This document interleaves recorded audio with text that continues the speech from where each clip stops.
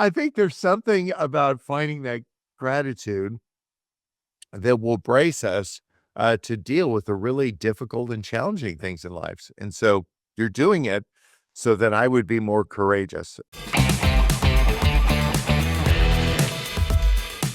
I want to talk a little bit about the book and the format of it, and that reminded me of one passage in this. So what this book is, the format, it's Catching Whimsy, 365 Days of Possibility. So every single day, there's a quick one-page little note insight. For example, I'll ask you about this one. This one, it says, "Thankfulness turns setbacks into blessings." And this is a big theme of this podcast, Bob, is, sparks of gratitude, where I think we can all be grateful for the wonderful stuff and for donuts and Disneyland and, and laughter and so on. But how do we find thankfulness, appreciation, or gratitude through the setbacks and the hard stuff? And so talk to me a little bit about that. Well, think about that I mean, you have a day job like I did.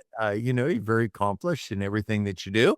And yet we can do this aspirational stuff to encourage people along the way. And then you go to where you live for part of the day and you'd be like, it is not unicorns. Like you got somebody that's upset about something or you got an in-law or an outlaw or whatever it is. There's something that immediately grounds you.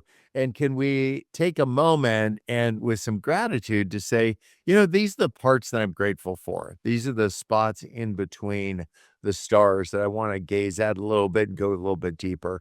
To say, even though you might have kind of a whacked family situation, if you're listening, you can say, what I am grateful for is that there are many people in this family. Now, from time to time, they all get pretty whacked, but I am grateful that I travel in a community of people that bear not just the same last name, but our hearts generally beat the same.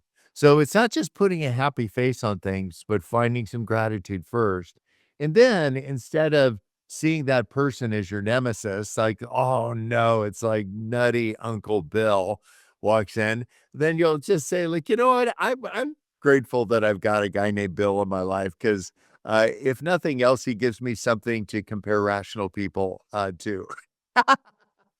So I think I think there's something about finding that gratitude that will brace us to deal with the really difficult and challenging things in life. And so you're doing it so that I would be more courageous. This is Acts 4:13, again, another story about what the people that were friends with Jesus did. And they saw these two guys, Peter and John, they saw their courage and they knew they'd been with Jesus. And so I want people to do the same with our gratitude.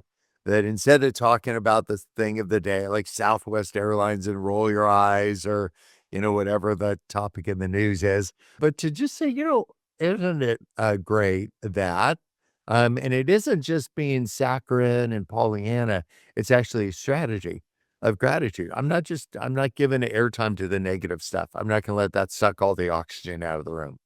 And you're really good at doing that. I think that's why you have a podcast. You want to release some really positive stuff in a ventilation system.